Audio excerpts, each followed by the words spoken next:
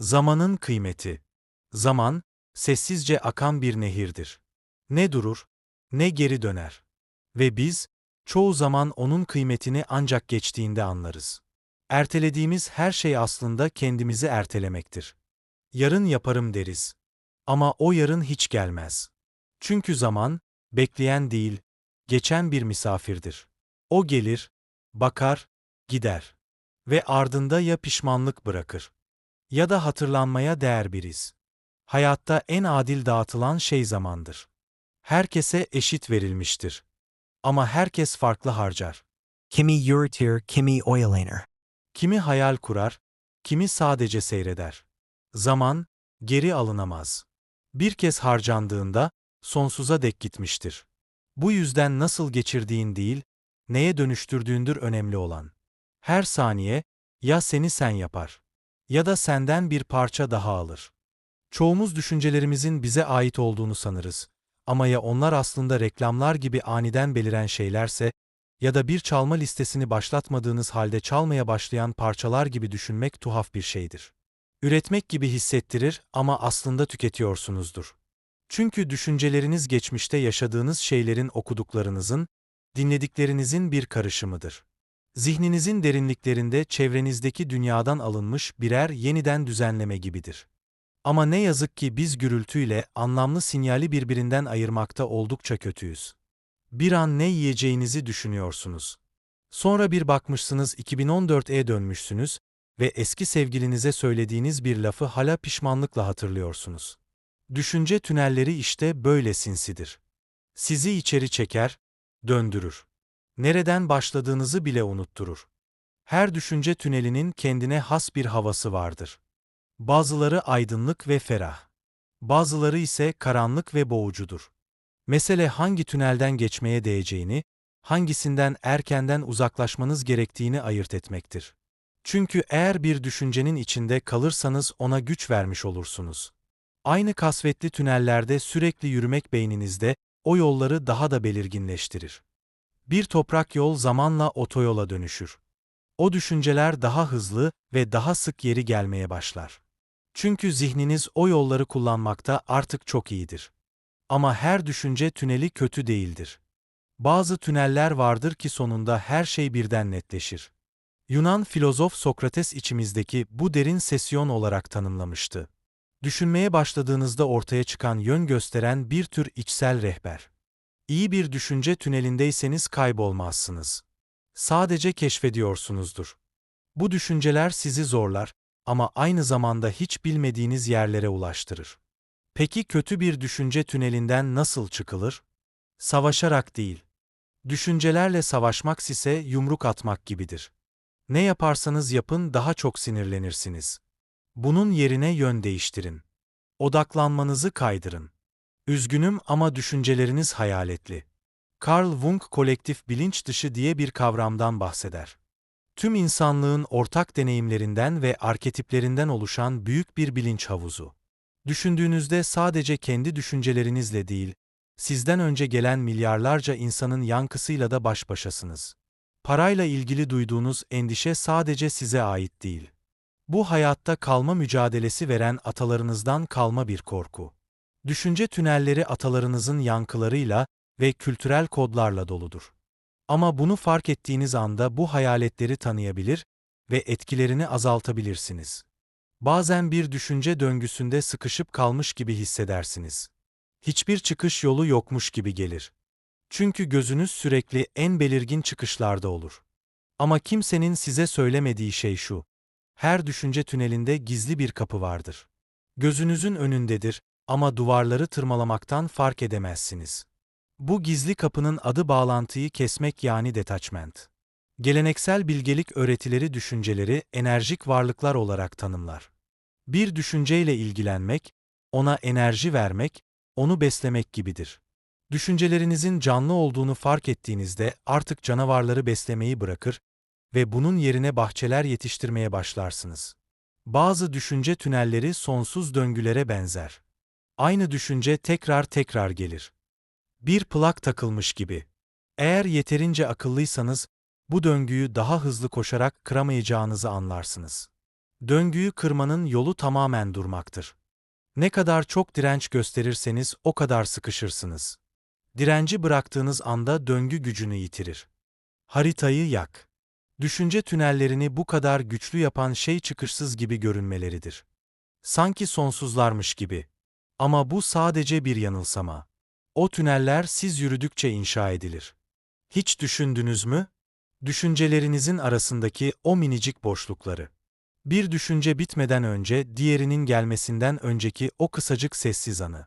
İşte orası sizin gerçek benliğinizin bulunduğu yerdir. Spiritüel öğretmenler bu aralıklara dikkat çeker. Çünkü bu boşluklar sizin özünüzdür. Sessizlik varoluşun kendisidir. O anda ne korku vardır, ne arzu, ne de düşünce. Sadece siz varsınız. Düşünceler sadece dumandır. Bilincinizin ateşinden doğarlar ama kendileri bir madde değildir. Spiritüel yolculuk, bu dumanı söndürmeye çalışmakla ilgili değildir. O dumanı yaratan ateşle yani öz benliğinizle tekrar temas kurmakla ilgilidir. Dumanı kovalamayı bıraktığınızda içinizdeki ateşin sıcaklığını hissetmeye başlarsınız. Bu sıcaklık sizsiniz. Zamanın ötesinde bir varlık. Diri, uyanık ve gerçek. Ruh düşünmez. Ruhun düşünmeye ihtiyacı yoktur. Düşünmek maddi dünyada yön bulmak için geliştirdiğimiz bir araçtır. Hayatta kalmak, karar vermek, plan yapmak hepsi düşüncenin alanına girer. Ama ruh düşüncenin ötesindedir. O yüzden pek çok spiritüel öğreti zihni susturmayı öğütler. Çünkü düşünceler kötü değildir ama kim olduğunuzun özüyle ilgisizdir. Zihin sustuğunda ruhun sesi belirginleşir. İlk düşüncenizden önce ilk nefesinizi aldınız. Nefes düşünceden daha eskidir, daha özeldir. O yüzden meditasyonlar, ritüeller, spiritüel pratikler hep nefes üzerine kuruludur. Nefesinizi takip ettiğinizde zihnin gürültüsünün altına inersiniz.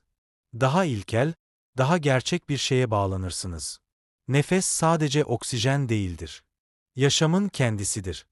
Düşüncelerinizin anlattığı hikayenin ötesinde bir varlığınız olduğunu kanıtlayın. Zihninize bir düşünce geldiğinde kendinize sorun. Bu düşünceyi düşünen ilk kişi ben miyim? Spoiler. Muhtemelen değilsiniz.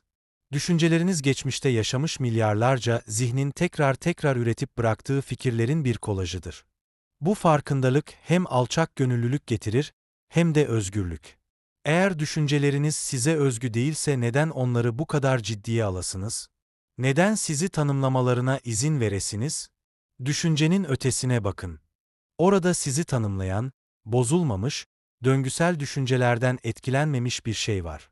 O sizsiniz. Düşünceler domino taşları gibidir. Biri diğerini iter, o da başka birini. Ama her taşın arasında minicik bir boşluk vardır. O boşlukta hiçbir şey olmaz. İşte orası sizsiniz. Bu boşlukları ne kadar çok fark edersiniz o kadar büyürler. Sonunda anlarsınız ki bu boşluklar kesinti değil. Gerçeğin ta kendisidir. Asıl kesinti düşüncelerdir. Bunu fark ettiğinizde düşüncenin kaynağı artık o kadar önemli olmaz. Çünkü siz artık o kaynağının altındaki sessizliğe demir atmışsınızdır. Varlığın sonsuz sessizliğine. Ruhsal öğretilere göre her düşünce bir tohumla başlar. Bu tohumu siz ekmiş olabilirsiniz. Çevrenizden biri ekmiş olabilir. Belki de daha derin bir şeyden geldi. Bazıları bunu karma olarak tanımlar. Bazıları ilahi irade. Ama şunu unutmayın. Her tohumu sulamak zorunda değilsiniz. Her düşünceye tepki vermek zorunda değilsiniz. Her fikre kapılmak zorunda değilsiniz. Tepki vermeyi bıraktığınız anda tohumları beslemeyi bırakırsınız. Beslemediğiniz düşünceler yeşeremez. O zaman kaotik bir orman yerine açık bir alan oluşur. Zihninizde temiz bir boşluk, net ve ferah bir zihin düşünmek aslında dinlemektir. Ama dinlemek her söyleneni onaylamak zorunda olduğunuz anlamına gelmez. Bir düşünce zihninizde belirdi diye onun doğru olması gerekmez. Hatta çoğu zaman alakasız tekrar eden fikirlerdir. Duygusal kalıplardır.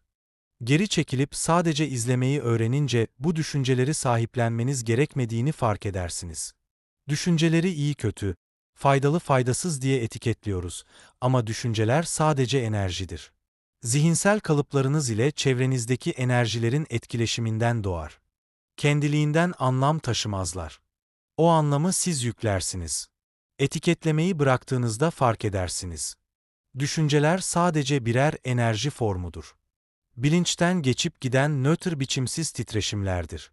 Fransız filozof bile Pascal bir zamanlar şöyle demişti: "Tüm insanlık problemleri insanın bir odada tek başına sessizce oturamamasından kaynaklanır." Eğer bu doğruysa gerçekten utanç verici olurdu. Ama belki de haklıydı. Çünkü çoğumuz sessizliğe katlanamıyoruz. Zihnin gürültüsüne o kadar alıştık ki sessizlik bizi korkutuyor. Oysa sessizlik en saf gerçekliktir. Modern dünya bizi düşünmeye değil dikkatimizin dağılmasına yönlendiriyor. Elimizde telefonlar, önümüzde ekranlar, kafamızda sürekli sesler. Düşünmeye bile zamanımız yok. Ama gerçek sessizlik zihnin sustuğu o anlarda ortaya çıkar. İşte orada ben kimim sorusunun cevabı gizlidir. Sessizlik başlangıçta rahatsız edici olabilir. Çünkü alışık olmadığımız bir şeyle yüzleşiriz, kendi içimizdeki boşlukla. Ama bu boşluk korkulacak bir yer değildir. Orası dolmak zorunda olmayan, zaten bütün olan bir alandır. Orası sizsiniz. Düşünceler bu boşluğun üzerini örten sislerdir. Ve çoğu zaman bu sislerin içinde kayboluruz. Ama zamanla sisin içinden yürüyüp geçmeyi öğreniriz. Onları kovalamadan, bastırmadan, sadece izleyerek, geçmelerine izin vererek bir düşünce geldiğinde sadece fark edin. Gelsin ve gitsin. Ona etiket yapıştırmayın. İyi, kötü. Benim düşüncem değersiz demeyin. Sadece düşünce olduğunu kabul edin. Enerji gibi, hareket eden bir bulut gibi. Zihin bir hikaye anlatıcısıdır. Ama her anlattığı hikayeye inanmak zorunda değilsiniz. Çoğu hikaye geçmişten alınma.